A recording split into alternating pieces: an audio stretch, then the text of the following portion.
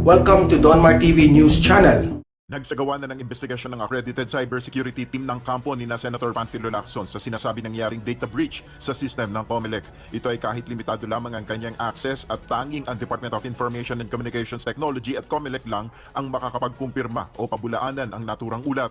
Punto ni Lacson ang malaman lamang anya kung sino ang responsable dito ay isa ng material information upang matukoy ang motibo at sino ang makikinabang sa naturang umano'y hacking incident. Ayon pa sa senador, kailangang linawin ng COMELEC kung gaano katotoo ang naturang hacking incident at maging tapat sa kanilang matutuklasan. Mahalaga rin na maging bukas ito sa mga eksperto at iba pang stakeholders upang mapatatag ang security systems, kabilang na ang cybersecurity experts ng iba pang aspirants. Nanawagan naman si Senator Manny Pacquiao sa Senate Committee on Electoral Reforms and People's Participation para sa agarang investigasyon. Ayon sa senador, kailangan gawin ng Kongreso ang oversight powers nito sa pagpapatupad ng automated election law. Ayon pa kay Pacquiao, kailangang isama sa investigasyon kung gaano ba katatag ang security na ginagamit ng COMELEC para maprotektahan ang kanilang network. Mahalaga rin anya ang investigasyon na ito dahil kung nakumpurmiso ang automated system, kailangan ding makapagpresenta ng backup plan ng poll body para matiyak na maisasagawa pa rin ang eleksyon sa tamang panahon. Naalarma naman ang magkatandem na sina Vice President Leni Robredo at Senator Kiko Pangilinan sa naturang ulat na data breach. Ayon sa dalawa, kailangang umaksyon dito ang COMELEC upang matiyak na hindi mauulit ang katulad na insidente na maaaring makaapekto sa integridad ng 2022 elections. Ayon naman sa tagapagsalita ni Ferdinand Bongbong Marcos, oobserbahan muna nila ang magiging development sa umano'y hacking incident at ang magiging resulta sa investigasyon. Gayunman, nananawagan pa rin ng kampo ni Marcos sa steering committee ng COMELEC at Congressional Oversight Committee na gumawa na ng kaukulang investigasyon upang matiyak ang integridad ng paparating na halalan.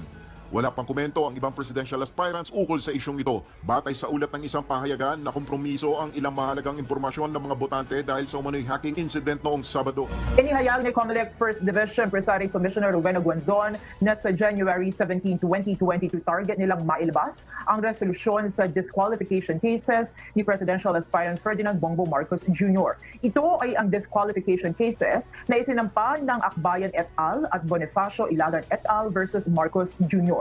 Noong January 7 ay natapos na ang preliminary conferences dito at kahapon naman ay nairaffle kung sino ang ponente o susulat sa desisyon ng dibisyon. Ano mang panghuhusga sa kapwa ang ginawa mo ay tiyak na karma ang babalik sa iyo. Ito ang rin diretsang buwelta ng marami sa ating mga kababayan sa Attorney at Commissioner and Commissioner Elections na walang iba kundi si Rowena Guanzon. Matapos ngang pagdudahan ang sakit ng dating senador si Bongbong Marcos Jr. kaya hindi ito naka-attend sa nasabing hearing noong Biyernes, January 7, 2022. Wala pa man daw di mo 24 hours ay tila tinamaan din ng sakit si Rowena Guanzon na ito ang isang pagpapatunay lamang na hindi di mo nagsisinungaling ang dating senador si Bongbong Marcos Jr. dahil sa kanyang naging medical certificate na inilabas mismo ng kanyang doktor ng 30 taon. Tunay nga doon na mapagbiro ang kapalaran at kung minsan hindi pa aasahan na kung ano ang sinabi mo sa kapwa mo ay siyang babalik sa iyo. At ito ang naging pagpapatunay ng marami sa ating mga kababayan at mainit na pinag-uusapan ngayon sa mundo ng social media matapos nga tila hindi di umano paniwala ni Commissioner Rowena Guanzon ang partido ng dating senador at presidential aspirant na walang iba kundi ang dating senador na si Bongbong Marcos Jr. Nang sabihin di mo nito sa nasabing pagpupulong sa loob mismo ng COMELEC office na dahil di mo sa kanyang sakit ay hindi di mo siya makakapunta sa nasabing hearing at ayaw din di mo nitong makahawa lalo pat closed door ang nasabing pagpupulong na maaring mga tao doon ang ma-expose sa kanyang karamdaman. Hindi nga daw di mo nagtataka at marahil hindi di mo pinaniniwalaan ng ilang mga taga-opposition maging Attorney Rowena Guanzon ang dahilan ng partido ni Bongbong Marcos Jr. at tila pakiwari nila ay nagdadahilan ng ito para di mo ma-delay ang ilang mga hearing patungkol sa kanyang last disqualification case na nangyari noong Biyernes lamang. Ngunit wala pa man daw di mo ng 24 hours ay tila pinatunayan ng dating senador si Bongbong Marcos na di mo totoo at tunay ang kanyang karamdaman dahil mismo si Attorney Rowena Guanzon ay tinamaan din ng nasabing sakit at mapagsa hanggang ngayon ay hindi pa rin gumagaling. Ayon nga di mo sa kanyang naging official Twitter post sa kanyang official Twitter account, "Have fever my friends, say gibarang ko." And And kung matapos nga yung Twitter post na ito ni Atty. Rowena Guanzon ay kanya nga pinatunayan na kahit siya di mo na tinamaan din ng sakit at ayon nga di mo na sa marami sa ating mga kababayan ay ito na nga daw di mo na tinatawag na karma matapos nga di mo niyang hindi paniwalaan ang naging dahilan ng partido ni Bongbong Marcos Jr. at hindi ito naka-attend sa nasabing hearing. Ayon pa di mo na sa naging viral comment ng isa sa ating mga kababayan kung saan ay walang pagdadalang isip at buong tapang di mo niya sinampal ang katotohanan ang isa sa pinag-uusapang pangalan ngayon na walang iba kundi si Atty. Rowena Guanzon. The netizens posted, o idi ang bilis ng karma kay Atty. Guanzon, kala kasi nila ayaw lang umattend ni Bongbong Marcos Jr. sa hearing at nagdadahilan lang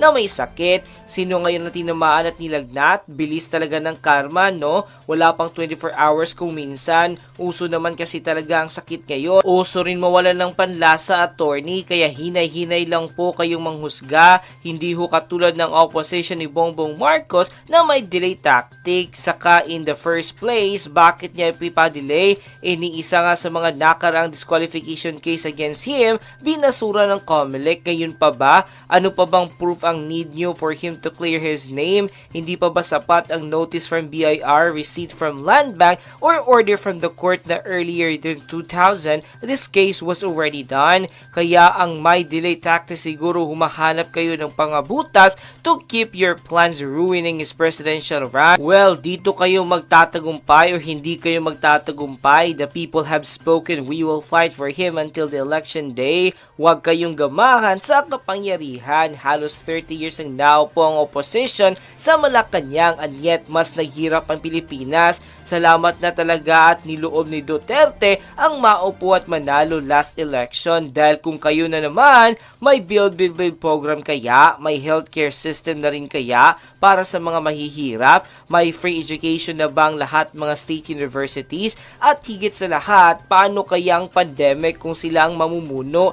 Naku, for sure, nagkadamatay na ang mga Pilipino ngayon. Yolanda nga, hindi nila ma-handle ang maayos ang funds, ninakaw pang worldwide crisis pa, kaya please lang mag-ingat kayong magsalita, lalo na pag against sa kapwa. Hindi naman kami ang gumamante sa inyo, may karmang darating sa inyo. Good luck, Atty. Guanzon. And kung matapos sa naging viral comment na ito ng isa sa ating mga kababayan sa mundo ng social media kung saan ay walang pagdadalang isip at buong tapang di mo niyang kinakmuka kay Commissioner Rowena Guanzon matapos ang kanyang di umano'y judgmental or judgment na dating senador si Bongbong Marcos at maral hindi pinaniwalaan ang kanyang dahilan na may sakit ito kahit hindi di mo ito naka-attend ng hearing na siya ang mga tamaan ng lagnat. Kaya payo di mo na marami sa ating mga kababayan sa Commissioner ng COMELEC ay dapat daw ay magdahan-dahan maghinay-hinay di mo na ito sa pagsasalita at huwag agad manghusga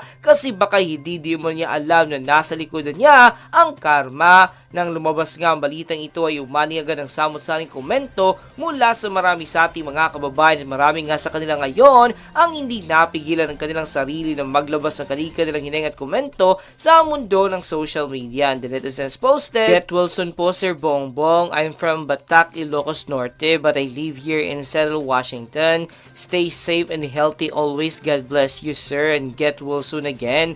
Drink a lot of water and gargle warm water and salt and take medicine. The people of the Philippines needs you and the whole OFW will love you, Sir Bongbong and Sara. Ayon naman kay Norma Halava, karma, karma, karma. Sana matuluyan ka na nang mabawasan ng mga marurumi at masasamang tao na nakagaya mo, Inday. Karma is real. Good for you at makikita talaga na may katarungan ang mga inaapi para na rin si Tatay Digong, si Bongbong Marcos na tuwing may mga kumakalaban na binabastos siya, Pangulong Rodrigo Roa Duterte ay nakakarma mga salot tumatalbog, bumabalik sa kanila ang bad karma, good it got it. Duterte Marcos solid forever. Ayon naman kay Lydia Dagwag, anong nangyari sa inyo, Guanzon? Yan ang mahirap sa inyo kahit may karamdaman ng tao, hindi kayo maniniwala. Anong nangyari sa iyo? Ikaw tuloy ang nagkasakit kaya huwag maghusga ka sa kapwa dahil babalik sa iyo.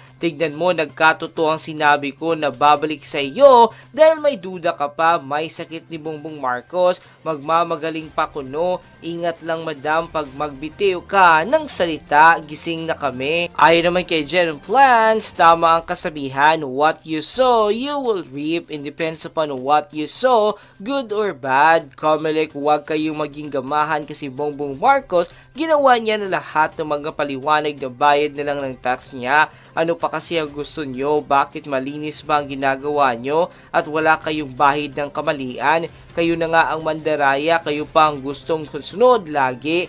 Tama na po kasi halos gising na ang taong bayan. Si Bongbong na ang gusto namin, huwag nyo nang hadlangan. Pag nanalo pa siya, pati kayo magkakaroon ng peace kasi hindi si Bongbong Marcos troublemaker. Meron siyang puso para sa mga Pilipino, pati mga kalaban niya sa politika. Kaya magbago na kayo lahat dyan at magkaisa tayong lahat. Always bear in mind, God says vengeance is not yours, Bongbong Marcos, it's from the Lord. Kaya kalmado siya, gadusam ng mga ginagawa niya, pinaglaruan nyo kami, Bongbong Marcos, sara pa rin kami. Ay naman kay Flora Madrid, I'm also in Ilocana, I'm sick with all this stupidity ng mga tao. Every time they say bad things about Bongbong Marcos, it's hurt me too. Kalsada ng lawan panunot na isip. So guys, keep your faith, everything will be okay. Keep up supporting Bongbong Marcos for our new president to be salute. And sa naging komento na ito na marami sa ating mga kababayan ay kumpirmadong kanila nga di mo na sinasabi na talagang karma di mo na maituturing sa nangyari kay Tony Guanzon kung saan ay nagkasakit agad ito matapos hindi di mo na niya paniwalaan na naging pagrarason ng dating senador si Bongbong Marcos Jr. kung bakit hindi di mo na siya naka-attend sa nasabing hearing. Banat pa di mo na marami sa ating mga kababayan ay halatang halata naman daw na talagang hindi nito pinapahinigan o pinapanigan na pinaniniwalaan ng dating senador si Bongbong Marcos Jr. kasi kahit anong sabihin at kahit anong rason pa daw di umano ang ibigay ng dating senador si Bongbong Marcos Jr. sa kanya ay hindi di mo na ito pinaniniwalaan at ayon nga di umano sa kanila ay ito nga daw di umano ang kanilang basihan na ang mga nangyayaring ito ay isang patunay na talaga kanila di umano hinahadlangan ang pagtakbong pangulo ng dating senador na si Bongbong Marcos Jr. Pero buwelta nga na marami sa ating mga kababayan ay kahit anong gawin di mo nilang pagpigil sa dating senador si Bongbong Marcos Jr. ay hindi daw di mo na mababago ang mga nakatadhana o hindi na daw di mo na mababago pa ng mga taga-opposition ng katotohanan na matagal na di mo nang mulat ang marami sa ating mga kababayan at matagal na di mo nilang alam kung sino ang kanilang susuporta ni Boboto sa darating na 2022 national election. At yun daw di mo ni walang iba kundi ang dating senador si Bongbong Marcos Jr. sa pagkapangulo ng ating mahal na bayan at ang presidential daughter naman na si Davao City Mayor ni Sara Duterte Carpio sa pagka-vice presidente ng Republika ng Pilipinas. At yun nga mga kabanat, ano na ang masasabi mo? Kung kayo ang tatanungin na ang masasabi mo sa naging balitang ito kung saan ay sinasabi nga di mo na marami sa ating mga kababayan ay talagang nakarma daw di mo si Tony Guanzon matapos itong hindi paniwalaan ang naging rason ng dating senador si Bongbong Marcos Jr. kung bakit hindi di mo na ito nakatakbo or naka-attend sa nasabing pagpupulong nung nakarang araw January 7, 2022.